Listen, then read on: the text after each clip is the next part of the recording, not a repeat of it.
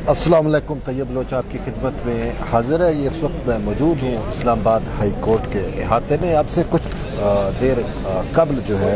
इमरान खान तौहीन अदालत केस की समाअत हुई और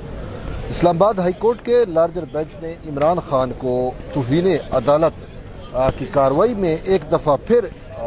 एक मौका दे दिया है और कहा है कि हम आपको समझा रहे हैं कि आप मामले की संगीनी को समझें और फिर आकर अपना जवाब जो है वो जमा करें। यानी कि इस्लामाबाद हाई कोर्ट की जानिब से इमरान खान को 7 रोज़ का वक्त दिया गया है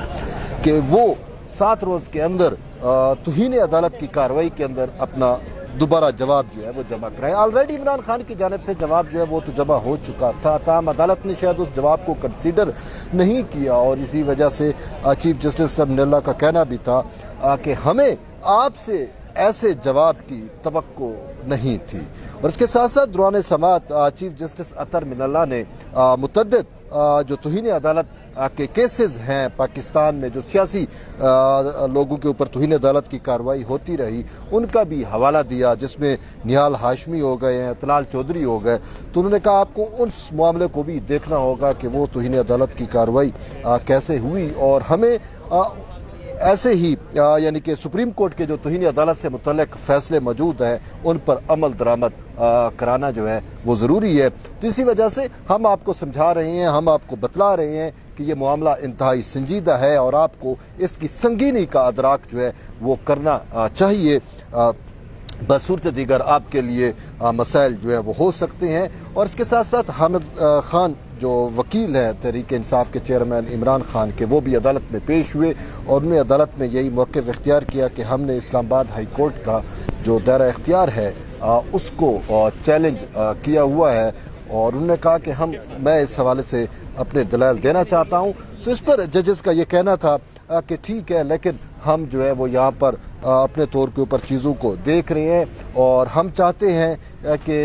जो पॉलिटिकल लीडर हैं इमरान खान, उनकी बहुत ज़्यादा फॉलोइंग है और उनको चाहिए कि वो इस मामले की संजीदगी का और ये मामला कितना हसास है उसकी जो नोयत है उसका आइडिया या अंदाज़ा जो है वो इमरान खान के लिए ज़रूरी है, क्योंकि जो लीडर होता है उसकी बहुत ज़्यादा फ़ैन फॉलोइंग होती है। और चीफ जस्टिस का ये भी कहना था कि अफसोस से कहना पड़ रहा है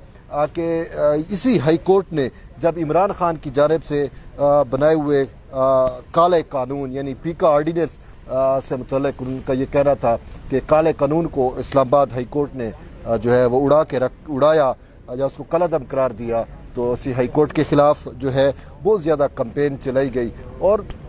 ये बात किसी हद तक दुरुस्त भी है कि हमेशा हमने देखा कि जब भी तहरीक इंसाफ के ख़िलाफ़ अदलिया से मुखालिफ फैसले आते हैं तो उनकी जानिब से एक बाकायदा मनसूबाबंदी के साथ कैंपेनें जो हैं वो चलाई जाती हैं और ये इसी तरह की कैंपेन जो है वो ज़ेबा चौधरी के ख़िलाफ़ भी चलाई गई, जो एडिशनल सेशन जज हैं जिन्होंने शहबाज गिल के रिमांड से मुतल्लिक फ़ैसला दिया था। ये मामला भी उसी पर है कि ज़ेबा चौधरी के मुतल्लिक जो है वो तज़हीक आमेज़ ज़बान इस्तेमाल की गई इमरान खान की जानिब से। एक बड़े सियासी लीडर को जो है वो ये ज़ेब नहीं देता कि वो इस तरह की गैर शाइस्ता जो ज़बान है या तज़हीक आमेज़ ज़बान जो है वो एक जज के ख़िलाफ़ इस्तेमाल करें। और आईजी और बाकी पुलिस अफसरान के ख़िलाफ़ भी जो उनकी ज़बान है वो अच्छी नहीं थी। ताहम यहाँ पर मामला एडिशनल सेशन जज ज़ेबा चौधरी से मुतल्लिक दिए गए बयान का ही है, क्योंकि जो इमरान खान ने बयान दिया वो तौहीन अदालत के ज़ुमरे में जो है वो आता है और इसी के ऊपर उनके ख़िलाफ़ तौहीन अदालत की कार्रवाई भी चल रही है। और आज जब केस की समाअत हुई तो इमरान खान की जानिब से जो जवाब जमा कराया गया है वो जवाब पर अदालत मुतमिन ना हो पाई और इसी वजह से उन्होंने इमरान खान से दोबारा जवाब जो है वो तलब किया है, लेकिन साथ साथ उसको कुछ खदशात का भी इजहार किया है और कहा है कि एक सियासी लीडर जो होता है उसको अपने तौर के ऊपर भी चीज़ों को देखना हो ये चाहिए। ये इदारे रियासत के हैं और इन पर एतमाद जो है वो आवाम का कायम रहना चाहिए। किसी का कोई भी ऐसा बयान जो है वो आवाम का एतमाद जो है वो शेक कर सकता है। इसके साथ साथ तौहीन अदालत के मामले में अगर देखें तो जैसे तलाल चौधरी की बात हुई और निहाल हाशमी की बात हुई, دانیال عزیز کی بات ہوئی، لیکن اس سے بڑھ کے ایک اور بھی ایک کیس موجود ہے، اور وہ ہے وقت کے وزیر اعظم سید یوسف رضا گیلانی کا۔ پاکستان پیپلز پارٹی کی جب حکومت تھی تو وہ بھی وزیر اعظم پاکستان کے منصب پر فیض تھے، اور توہین عدالت کی کارروائی کے اندر انہیں جو ہے وزارت عظمیٰ سے بھی ہاتھ دھونا پڑا، اور پھر 5 سال کے لیے عوامی نمائندگی سے نااہلی بھی ان کا مقدر ٹھہری تھی۔ ان کا قصور، انہوں نے عدلیہ کے بارے میں کوئی نازیبا زبان استعمال نہیں کی تھی، محض یہ کہا تھا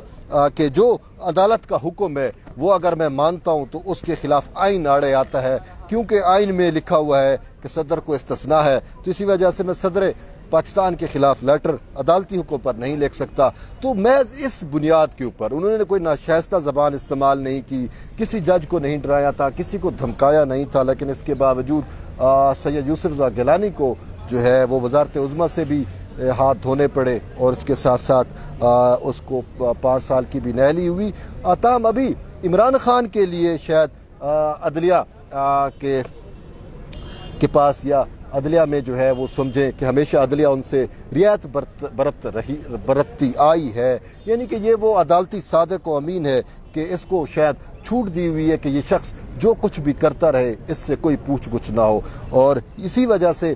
آج چاہیے تھا ججز کو کہ اس کے خلاف کارروائی کرتے، اگر بنتی ہے، نہیں بنتی تو مقدمہ اڑا کے پھینکتے، لیکن یہ کیا ہے کہ جی آپ معاملے کی سنگینی کو سمجھیں، ہم آپ کو ایک اور موقع دے رہے ہیں، اور پھر وہ موقع 7 روز بعد بھی آپ دوبارہ جواب جمع کریں۔ واٹ نان سینس، ایسی رعایت کسی اور کو کیوں نہیں ملی آج تک؟ بات یہ ہے، سمجھنے کی بات ہے، کیا یہ اتنا انوکھا لاڈلا ہے؟ ٹھیک ہے، مان لیا کہ آپ لوگوں نے اس کو صادق و امین بنایا، لیکن آپ خود اگر نہیں ہوتا، بالکل نہیں ہوتا یار، ایک شخص جس کا